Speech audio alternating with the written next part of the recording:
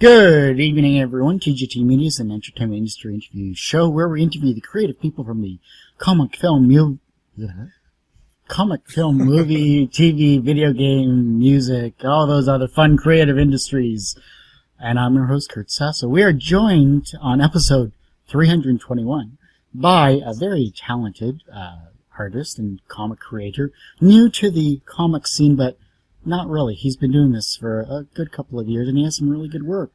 We're joined today by Hewitt Jr. How are you doing today, Del? I'm good. Excited. Good. When it comes to people that come on the show, usually it's one of those things where I've either read their comic or I have heard of them from other people when they come on the show. I was pleasantly surprised when I got an email from you through Facebook saying, "Yay! Hey, I want to be on the show." I'm like, all right, let's do it. I'm original. Woohoo!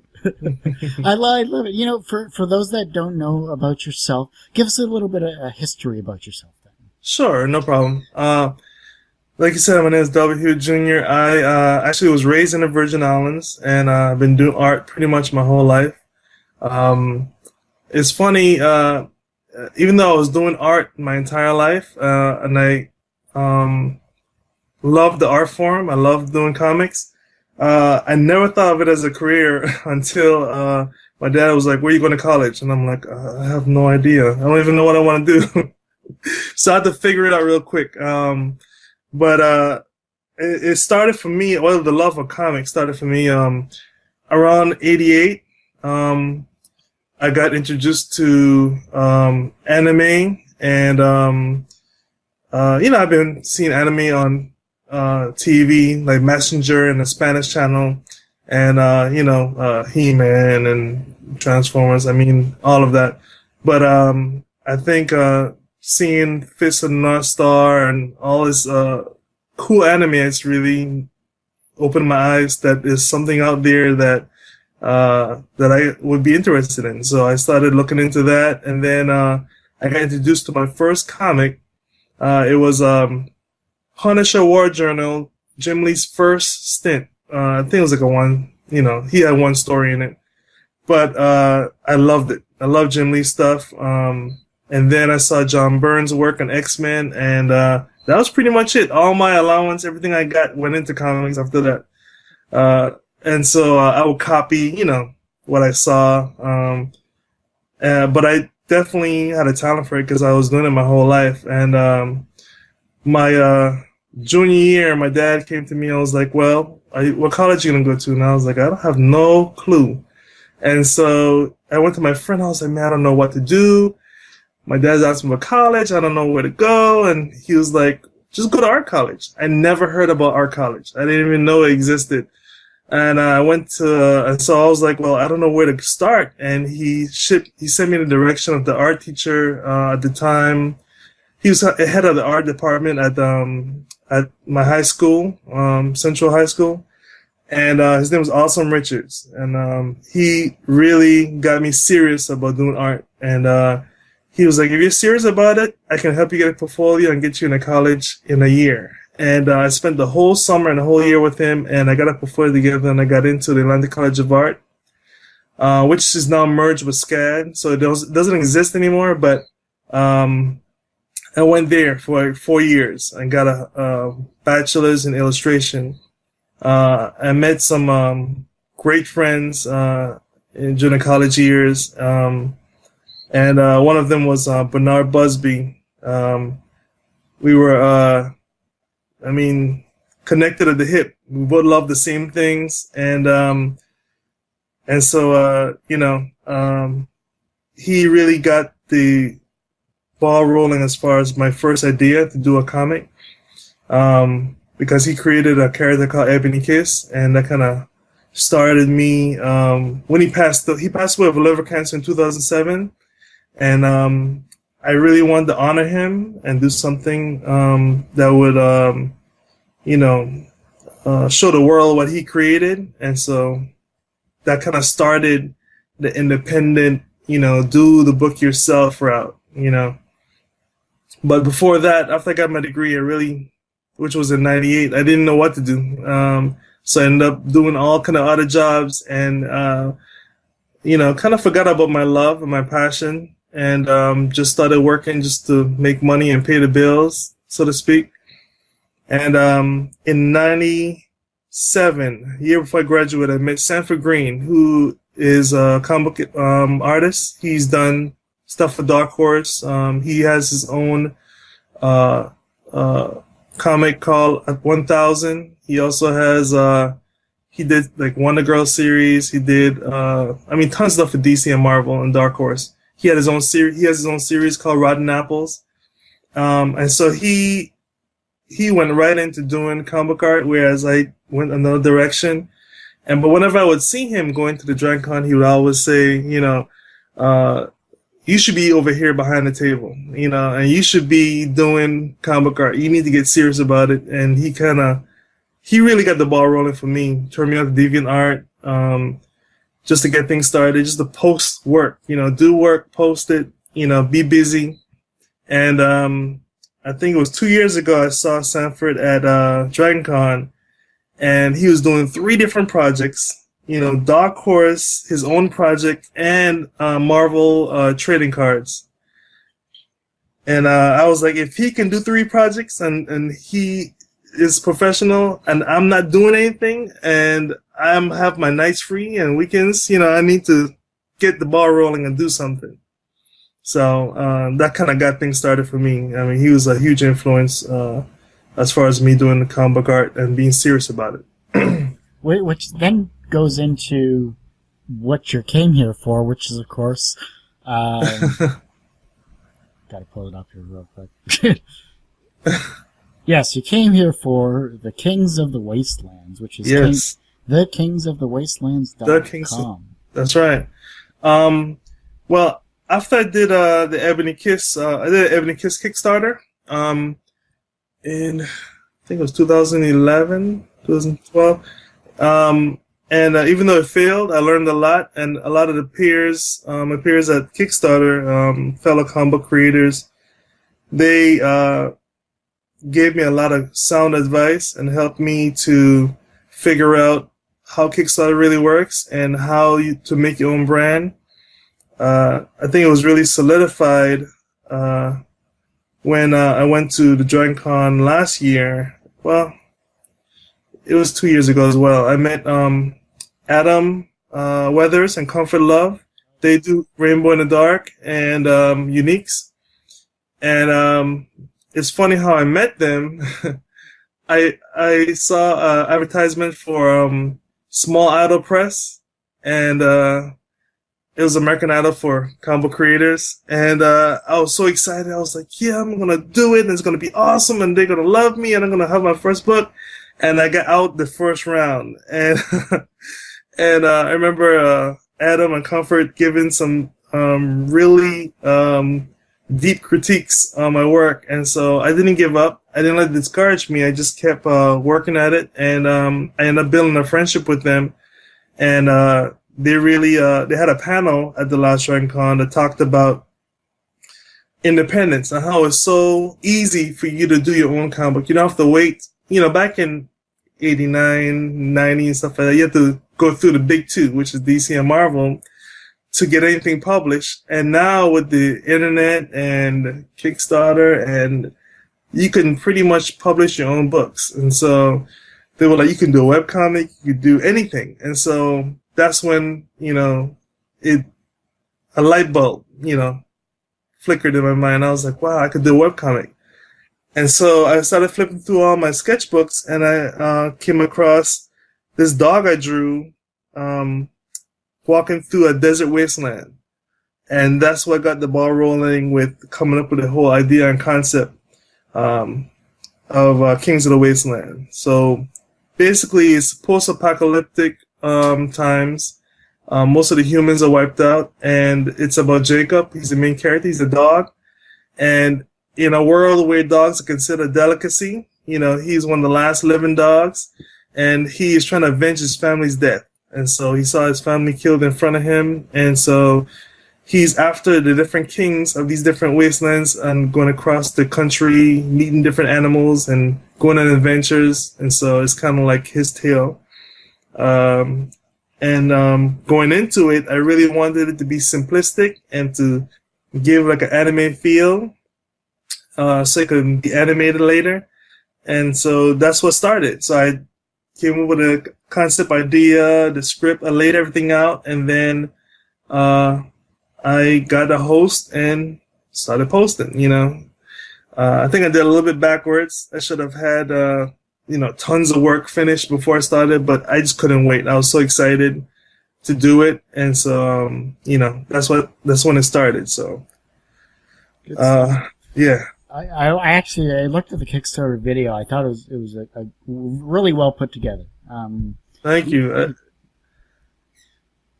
I definitely thought it was too long, but I was like, if somebody could watch it for 6 minutes, then But well, I felt like everything was needed. Like I couldn't leave anything out. you need that quick cut montage thing going. Right. I know. I'm so bad with editing. It's like I gotta learn everything. I gotta letter, write, ink. There's a lot of hats to wear. You need a video guy to help you out with that. I don't know who you could do to ask to help out with something like that, but maybe I'll find someone for you. EGT. I don't know. We edit videos. No, not really. No, but Comfort Love and Adam Withers. Yeah, amazing people. They've been on the show before. Thanks for reminding me. I gotta get back on. But I mean, you got them, man. They're so awesome. Your interview's done. I'm gonna get them back on. Hey, I want to be right next to them. It'll be an honor. Be a co-host. Yeah, they're awesome people, man. Every time I see them, they have nothing but love for me and give me great advice. I can run things by them, and so I'm just super grateful to have met them. Let's talk more about your work here, because you've done the Kings of the Wastelands. Very successful Kickstarter. You met your goal. You got a little over, which is awesome. Yes. Very, very hard for a person that's just beginning to usually make a minimum goal like that, as it was, and you've done it. Congratulations. But thank you. But when it came to the promotion of the Kings of the Wasteland, how did you go about that? Grassroots. I mean, Facebook, Twitter, podcasts and YouTube casts like this. I just email people. I mean, I talked to anybody who would listen, and I was like, please help me do something. I think with Ebony Kiss, it was a little bit easier because I had the money to hire a PR group, and they kind of helped me put it out there. This time around, I did not have the funds to get them, so I had to just be the PR group myself, and so I had to talk to everybody that would listen, and it worked out. Good stuff. What about the characters that you have here? It sounds like you have a kind of a mix between like a Mad Max meets spaghetti western, something like that. Yeah, I think it would be, if I had to put it into words as far as movies, it would be Rango meets Book of Eli. Okay, that works. Animals running around, in this post-apocalyptic world. I really am learning how to write, because I've been doing art for so long. Like everyone else, I'll go on DeviantArt and put my art out there, and people will hire me to do different projects, stuff that, independent people, and they would never finish it. And so it's so frustrating. Like, I have a drawer here full of art that I can't show anybody because it's not mine. It's just other people's work that they never follow through on. And so I was like kind of fed up, and I decided I want to do my own book. And for a lot of years, I avoided it because I was afraid, because I couldn't write. I'm like, I'm not a writer. I can't do it. But when you put the rubber to the road, you gotta get it done, and you gotta do whatever it takes. So even if I mess up and it doesn't sound perfect, I'm gonna get people to edit it and try and work it out. But my whole concept behind the Kings of the Wasteland is to have characters that you will fall in love with. And so I wanted to have not just characters you love, but also characters that have diversity. So Jacob meets Millie in the first second and third page, and she's gonna be his balance because he's so angry and upset with what happened to his family that it consumes him. That's all he thinks about. He's just one track minded. Like, I'm here to survive and to kill these people that killed my family. Just seek revenge. And Millie is kind of like, I'm just want to survive. Can I just hang with you? And she's just really bubbly, out of herself, and cute. And so it's a good contrast. And then they meet Gib, who is like the old man, and he learned English by watching Bonanza. Well, you don't know that yet. It hasn't been revealed yet, but you'll find that out later. So he talks like a spaghetti western, like little livered swines, stuff like that. But he's kind of like the wise guy of the group. And so right now it's 3 of them, and they're just trying to make it from point A to point B. And so right now I just introduced the villain, who is the king of the West, and he's a tiger. His name is Hunter, and they gotta face him. So I'm trying to just create a world that's fun, that's deep, and that has lots of different animals, and that would reflect the ecosystem that we see here on Earth, but a little bit different because most of the animals that are out of place are from zoos. So they escaped from the zoo, and now they're just stuck in whatever environment they're in. Like today, I just introduced a hippo, and hippos are not in the desert, but he's from the zoo, so that's where he is right now. And so I just thought it would be fun and different, and that's one thing that anime influenced me to do, is to think outside the box and just give something that's different. I love superhero stuff, but I don't think I could really create anything superhero-ish right now because, I don't know, I just think it's kind of overdone. I just want to do something different, What you need to do is, like, are we going to see, like, typical anime, obviously, someone has a superpower of some kind or a special power, magical transformation, and, I got too close to home on that one. Okay. Well, I can't say anything without revealing too much, but a lot of different things happen, and a lot of things are revealed, and so there's stuff to come that's going in that direction, but there's reasons for it. Everything happens for a reason, and there's a wizard behind the curtain, so to speak. So we're gonna see that later on. Good stuff. Once you finally got back your passion, what did you start doing? Did you start getting back to basics with your art, or did you just start? Well, what did you do? When I think once first of all, I decided to get inspiration. I decided to go to different panels at the DragonCon. They have excellent panels going on all day, every day at the DragonCon, or at any convention, really.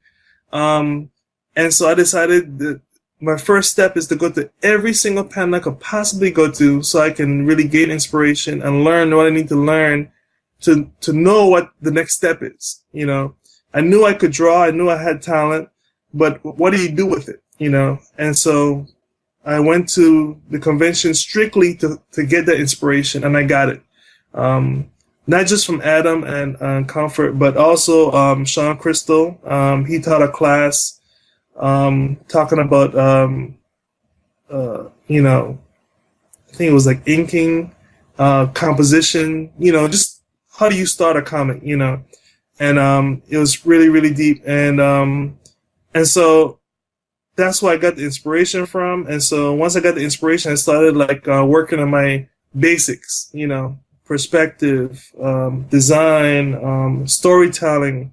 I got every book I could possibly get. Will Eisner book is awesome on storytelling. I mean, he's like the master. Not just the storytelling, but the details in each panel and how he arranged the panels. And, it's just ridiculous. And so, once I did all of that, I started doing, pinups on DeviantArt. I started doing, I started looking for work, and so that's when I ran into different independent creators, and they would send me, after they saw my work, and they liked it, they would send me scripts, and I would start, working on them and get paid, But it's so funny. Like sometimes creators will just disappear. Even if you run out of money, you should still keep in contact with the people that you're working with, and you know, I don't know. It just seemed like every time I would work with somebody, they would disappear. Even free project. I did a free project with a guy. He was a aspiring writer, and I was an aspiring penciler. So we linked up, and he wrote a story, and I drew it. And so it was. I mean, I wasn't charging him anything. We're just doing it because I wanted to do something. And he just disappeared. I don't know what happened to him. I would message him and wouldn't get any replies. And so I'm telling you, I have a drawer just full of art that is never seen the light of day. But that's what inspired me to do my own work, And when Adam talked about doing a webcomic, I was like, wow, I've got to do it, And with Sanford Green encouraging me, I was like, man, and Sean Crystal encouraging me, I decided that it was just time to, I did all the practice and the background research and everything I could possibly do. The only thing that would stop me was my fear. And so I just had to kind of get over my fear and just do something. And so my first project, not that I didn't draw this project, but I did the Ebony Kiss Kickstarter. And like I said, that was Bernard Busby's creation. And I got, I decided that I wanted the world to see what he created. And so I made a Kickstarter, which I made huge mistakes. First of all, I had no fan base, but my goal was like $9,000. I was budgeting 500 copies, and I had 3 different art teams. It was just over the top. It went crazy. And even though it was unsuccessful, I got one of the art teams had an inker. His name is Jake Isenberg. And he works for Hong Comics, and he introduced me to Brim, who is the president. And I told him, he saw the page and he liked the project, and we talked about it, and I signed with Hong Comics to produce Ebony Kiss. And so that's still coming out. We had problems with the artist who wasn't doing the work, so I found somebody who would. Adrian Nelson, who's an awesome artist, and he's going to be doing the pencils for Ebony Kiss and the inks. And I found Juan Marquez, who is on DeviantArt as well as Nitro, and he's going to do the colors. So even though the first project failed, it's still coming out, and it'll be it's going to be awesome. And I think I'll do another Kickstarter for that project as well. But in the meantime, while all that was going on, I decided to do my own project, and that's when I did Kings of the Wasteland. And so after I did that, I'm just hungry and I just want to draw. And so I saw a Kickstarter campaign for a magazine anthology called DYI, which is Do It Yourself magazine. And I approached Eugene Booker, who ran it, and I was like, I want to do something for your anthology. Can I please do something? He was like, yeah, sure. And I did a series of YouTube videos on creating a comic, and I basically created Noda Wins, which is kind of like my version of the Pied Piper. What if the Pied Piper was an assassin, And so I created this whole scenario and this whole creation, and I wrote the script, and it's like a 12-pager for the first story, to show what it's about. And so I'm still working on that because he got a publisher to pick up his magazine, so that should come out as well. So I got my hands on a little bit of everything. It's not to say you're definitely doing things. You're definitely improving yourself, your style, your everything like that. That's wonderful to see here. Just trying to think here. Well, let's kind of take a step back here. Let's focus on you here rather than the comic itself. Okay. When it comes to inspirational people, everyone usually has that one person that kind of set them on the path? I think you've kind of mentioned that person, but were there any? Well, you mentioned a few actually. Were there any others that you either look up to or have worked with that kind of just guided you besides Comfort and all those other wonderful people you mentioned? Right. This might be a repetitive question, so I might have to skip. No, it's good. I am the artist, so I tend to gravitate towards the art that I love, and if I like your art, I'm gonna definitely follow you. But as far as me contacting one-on-one, able to have a relationship and with, it would probably be Sanford Green, only because I actually have his phone number. We talk and we text each other, and we have a friendship, and I've known him since '97, so it's been a long time, and so he really helps me out, even though he's a very, very busy man and he has a lot on his plate. If I send him layouts and, he'll look it over and tell me what he thinks, and he'll give me a lot of pointers and tips, and, so if I ask him a question, he answer it. So between, him and Sean Crystal as well, even though I haven't, I was supposed to go up to SCAD and just see him teach and stuff like that. I haven't had a chance to do that, but we talk online and we send each other emails, and I've also sent him layouts to look over. And so definitely those two are as far as who I physically know, are the two people that come to mind when I think about inspiration. When I think about inspiration as far as influencing my art, I'll definitely have to say Jim Lee. I've loved his stuff since the beginning. And he's evolved from, he's went through, I think, every phase that you could possibly go through as an artist in this field. From the Image Comics days to, being really a key piece to DC Comics. He's done a little bit of everything, and he can still do panel work. It's just so amazing. And so he's definitely inspiration for me. But, you have to go old school when you think about inspiration. Definitely Will Eisner jumps out to me as far as Frank Miller.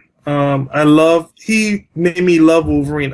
That's one of my favorite characters of all time, because he created, to me, Frank Miller created an anti-hero, and I love the anti-hero. I love the Wolverine, Punisher type guy that is willing, to cross the line. Sometimes you can't be goody two shoes all the time. It's just, you have villains that are trying to kill you, and you're like, well, let's carry you to jail. It's like, come on. If you're caught in a situation when you're about to die, you're gonna kill the other person before they kill you. And I just think that Wolverine is real. I think he's just a real character and, a real person. And I get the impression. So I've always loved that kind of character. And so I would say Frank Miller is definitely one of the huge influences for me. But, I don't know if my artwork look like his, but he's definitely an influence for me. And I also keep a current group of influences. Like I love Grandpa. I think his name is Raphael Grandpa. He did Mesmero Delivery. His work is awesome. David Peterson of Mouse Guard. I love his stuff. I could watch his stuff all day. His stuff is awesome. I think those guys are my current guys. And James Herron, he does work for BPRD. And I saw him before he made it big on DeviantArt. And so to follow him and see somebody come from nothing to their working in the industry and making it is an inspiration for me. So I think that's why I watch most of your interviews, because you show people that start off from nothing and how they came to something. Like everybody has that story of how they started off, loving comics, drawing it, and then becoming professionals. I love seeing that transition. And so to me, anyone who's made a professional comic is inspiration for me. because that's what I aspire to do, to draw comics professionally. So. Good stuff. Good stuff. Love it. Good answers. And Wolverine is one of the best known Canadians next to Superman. So what can I say? Even though he was a U.S. citizen supposedly. So moving on. That's just my beef. But he should have been a Canadian. He is a Canadian. I don't make that distinction for him being a United States person. Whatever. I mean, we all know he started off in Canada, so. He is a Canadian, Well, what can I say? But when it comes to then, these are some of the questions I'm using for the documentary as well. So take it as it is, and kind of look deep within yourself philosophically if you'd like. Yes. But do you consider yourself successful? I will say yes. Because I've seen success, I'm not where I want to be, but that doesn't mean I'm not successful. I think I have a long way to go because there's a lot I want to accomplish. But as far as the steps I'm taking now, yes, I have a webcomic that updates every week, and I haven't missed a week yet, and it's about to be printed. And so to have a successful Kickstarter and even to have a publisher to back another project I'm working on to me, that's success. A lot of people don't have that. A lot of people have, haven't achieved those things. So I would consider it a success. It's not where I want to be. I want to do more. I want to be greater. So it's a start. So yes, it's the beginning of success. What goals have you set for yourself? The ultimate goal is to win an Eisner. That would be awesome. Yeah, that would be awesome. I look at Becky Coonan and even Raphael Grandpa. I think most of all Grandpa because he put out his first independent book on his own and he won an Eisner for it. I mean, it's like, how amazing is that? So, definitely the goal is to win an Eisner. I mean, if you're in comics and you want to, you want people to read your stories. You want people to fall in love with it. And that's the ultimate, we call it validator of that. You're being validated by your peers that your work is good, and that you've, reached somewhere in the world of comics. So definitely to win an Eisner. But if I don't, it's okay. I just want to create comics. So to me, one of my goals is to make comics, and just produce as many comics as I can. Because that's what I love to do. I've always loved it. I remember back in in high school, stapling together typing paper, making my own comics. And I remember one day, I used to bring it every Friday. And one Friday, I wasn't able to finish it because I had homework or something. And everybody in the class was disappointed. Like, where is the comic? You said you have a comic every Friday. It's not here.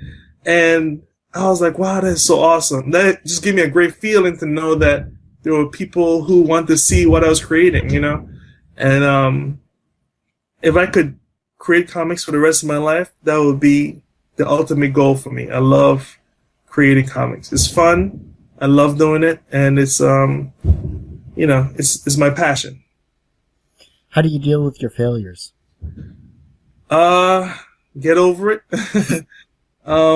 Really? Do you really get over it, or are you just saying that? No. I mean, what I do is, it's hard. Whenever you feel that something is hard, but if you don't fail, then you'll never gain success. You have to fall down to get back up.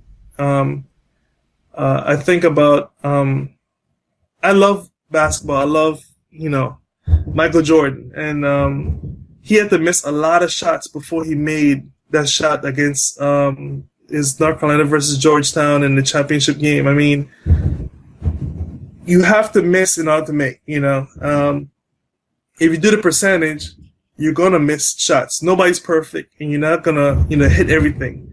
So your goal is to hit as many as you can, at least 50%. So if I could be successful in 50% of the things I do, then I'm good, Of course, it's hard when you feel failure, but I just move on to the next project and just keep working, you know? When it comes then to, you stated your inspirational people throughout this show. And they're all very good inspirational people. But people are going to watch this. They're going to see your artwork. They're going to see what you've done. They're going to hear your words, your goals, what you want for yourself in the future. And they may find that inspiring or find you as an inspirational person.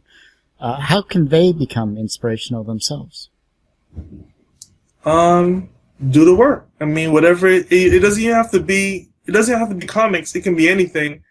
If you want to be an architect, then you have to do architecture. I mean, there's no way around it. If you want to be, a nurse, you got to do nursing. You have to be in a hospital and take care of people. So, no matter what you want to do, you have to do the work. Nothing comes easy. Nobody, there's very few people. I'm sure there's 1 in a million who just gets handed, success. Who gets handed a record deal or their own book. I mean, it doesn't happen too often, so you have to do what most people do, which is work hard, Is there, there's one thing I usually ask here, and I haven't asked it for a while, so I'm going to ask it now. It's spoiler alert time, crazy jazz hands.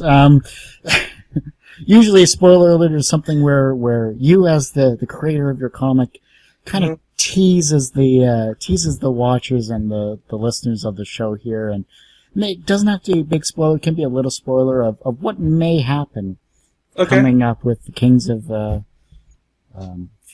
Wasteland. A spoiler. Let's see. Can I address it as a question? Go ahead. What happened to all the humans? And are they still alive? Cannibalism. I don't know. We'll have to wait and see. Tastes like chicken.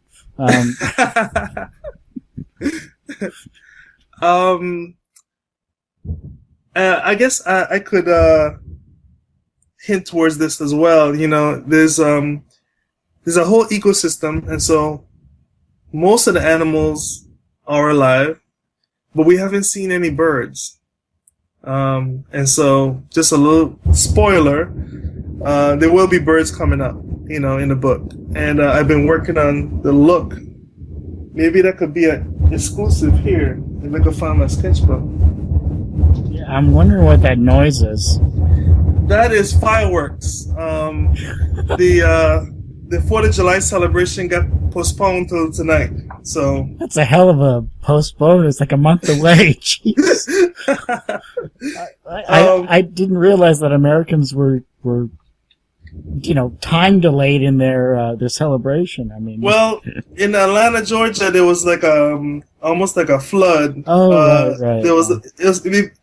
Georgia became Seattle, and we were rained out. Yeah, it was raining every day almost. And so it was kind of crazy. Is that or your dishwasher or your washing machine was like on the rocker there or something? Right. It's banging around. Put too much, a big load in there. Offset load, yeah. But here is, I don't know if you can see that. And so there are birds coming up, and so I've been working on the design of the birds and how they're going to look. They're going to look pretty much like birds, but there's going to be a humanoid race of them. Yeah.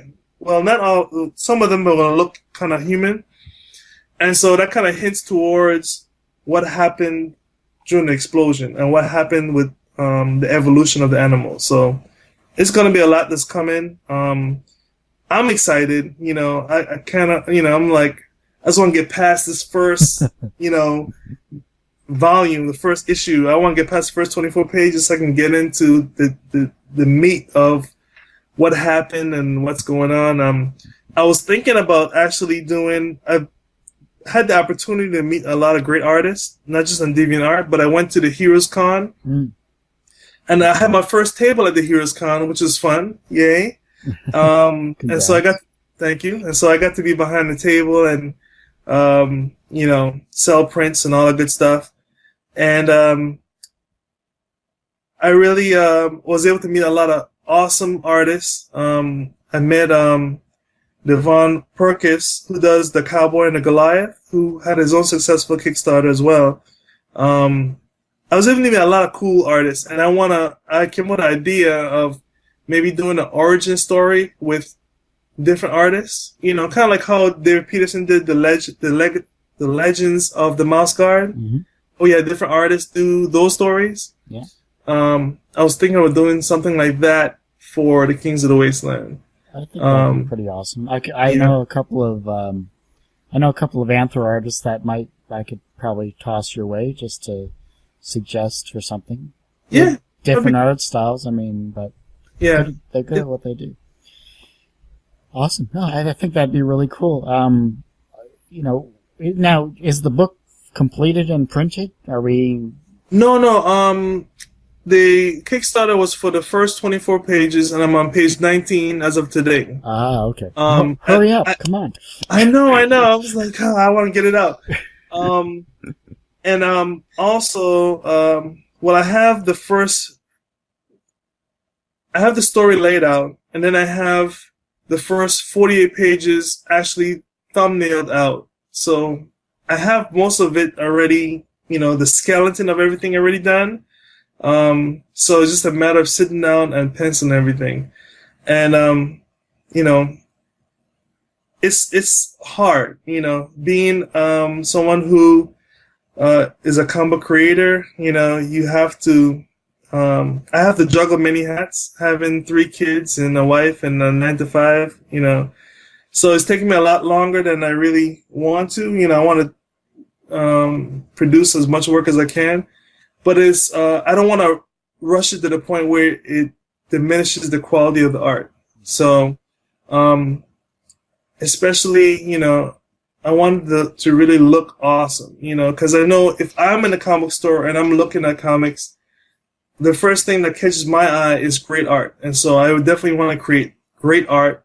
So I don't want to rush it and diminish the quality of the art. So that's my first and foremost thing to do. And I have time to sit down and make it great. So I don't want to go too fast and just to get a book done. I want it to be great. So I'm taking my time with it. And I'm also getting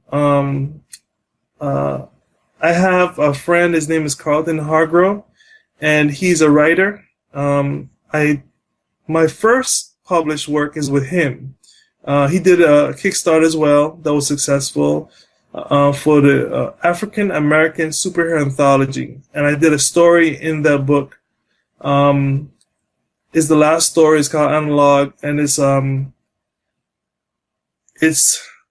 Man with a twist. So I want you to read it for yourself, so I don't reveal the end. But it's pretty cool, and I did the book with him. He wrote it, and I drew it. He's also writing Ebony Kiss, which is really cool. And he's going to help me edit Kings of the Wasteland. So before it gets to print, it's going to be redone, as far as the lettering and the grammar and all that good stuff. Because people don't like grammatical errors.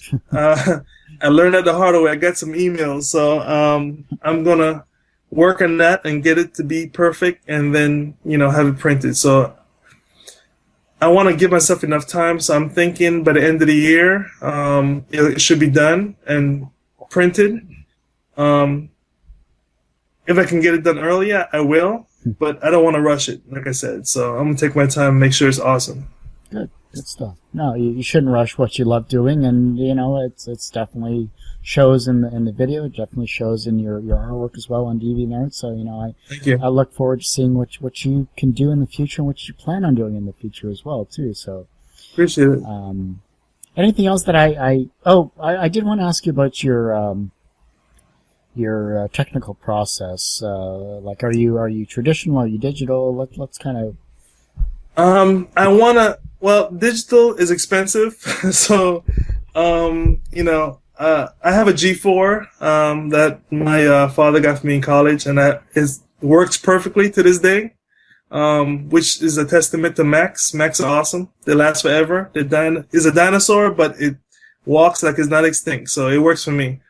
But I do everything traditional. So I draw on the comic book board, and I ink it traditionally. I got all my brushes and quills and all that stuff in front of me right now. And then I scan it in and do the tones in Photoshop.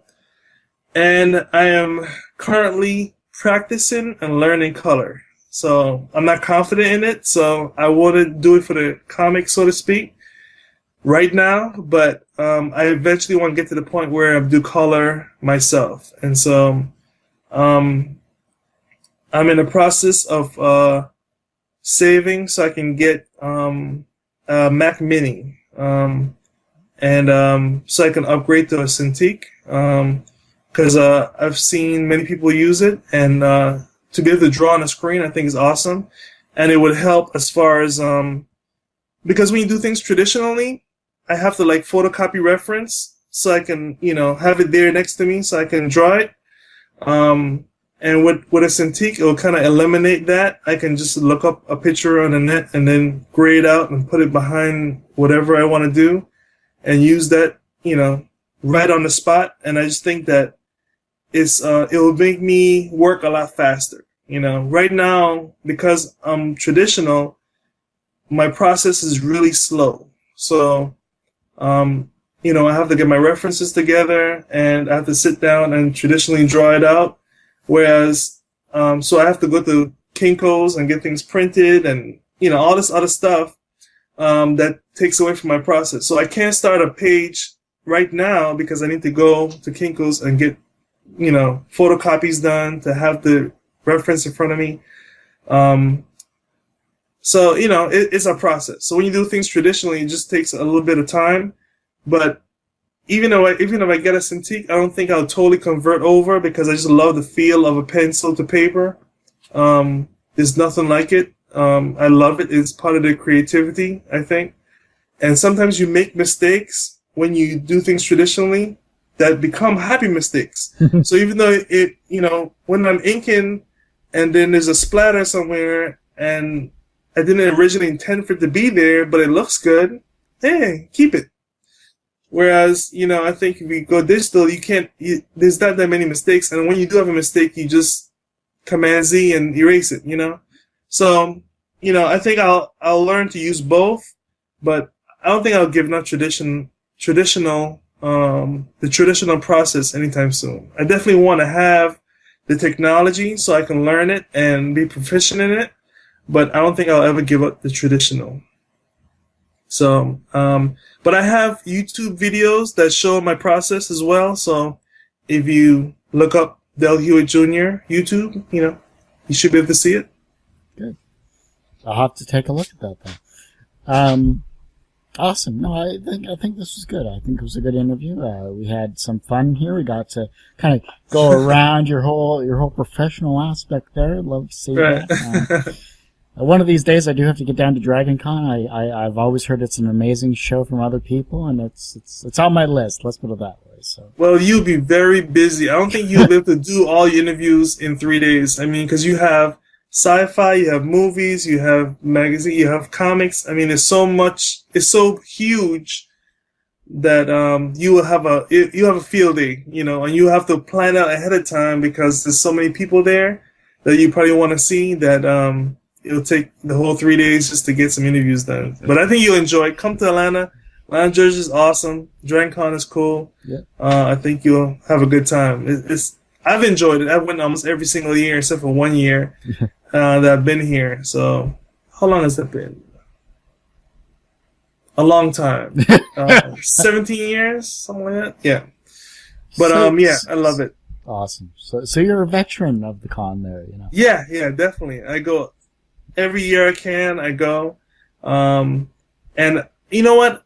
Even though I was trying to be behind the table, it's something about going to the panels that I enjoy. Another. I know it's totally off the hip, but Janet Lee was super awesome. And Athena. Oh, what's Athena's last name? It starts with a K. I can't remember right now. But those two ladies work together, and they've done ABC, Wizard of Oz book, and Janet Leigh has done the Dapper Men, which won an Eisner, and she's working on Las Vegas right now. But those two ladies are so awesome. They've given me interviews. They've talked to me and give me tons of advice. And I met them at last year's DragonCon, and to meet them and get their advice has been super awesome. And they've helped me out a lot. So one thing about the comic industry, we all, everybody helps each other. And so everyone that I've met and talked to have been super awesome. So, and if I could give a plug to my Han boys, go check them out, hancomics.com. They're awesome. Those guys are creating great work. Shajed, he's a penciler and vice president of Han Comics. He does Border Hounds. He's awesome. I was able to hang out with him at the Heroes Con this past was June, and it was great. It was my first time meeting him and talking to him face to face, and he's totally awesome. Gave me great advice, I gotta give a shout out to the Han boys. They're awesome. Well, you have to toss in their website and all that other stuff in the chat there, and I'll post it in the on your podcast page as well for sure. Awesome. Oh, good stuff, Tal. Appreciate it. Thank you so much, man. I really appreciate it. You're awesome. Anytime. I know you're the creative guy. I just do the interviews. Hey, there's creativity in that too. A bit, I guess. 600 episodes and counting. But what can I say?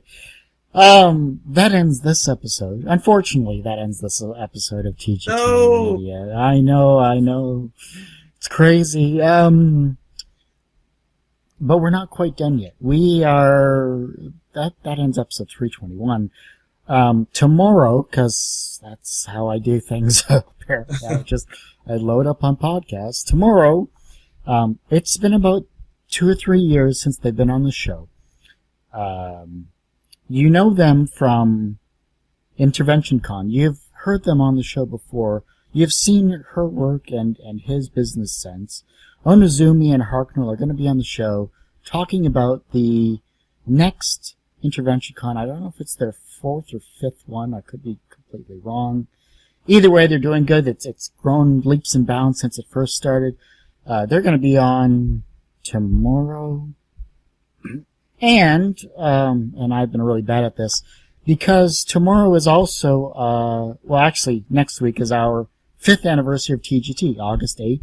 Resolutions. Thank you. But we are starting the TGT tournament on August 4th. So that means the past 50 episodes, from episode 201 to 275, trust me, it is 50, are going to be battling out week to week. You can vote every hour. You can go on the tgtmedia.com website and vote for your favorite interviews and favorite comic, because that's usually what it comes down to, is a popularity contest. But it's a good time had by all. It's very fun, very easy to go. Check back on really great, amazing interviews from all over, not just comics, but also TV, music, and video game companies as well. So that's all I'm going to plug for tonight. Thanks everyone for listening and watching to this. Of course, subscribe to us on iTunes. You can email me, Kurt@tgtmedia.com. You can view our Facebook page, facebook.com/TGTmedia. And, I always want your thoughts and your suggestions for people that you would like to see on the show. You can always go to the schedule interview section on the tgtmedia.com website, and that goes directly to me, and get your favorite creative people on the show, and we'll get them interviewed somehow or another. But see everyone tomorrow, as well as we're going to be at Fan Expo, I hope, for the end of August as well. So look for more interviews for Little Person Among Media Giants. And that ends this show.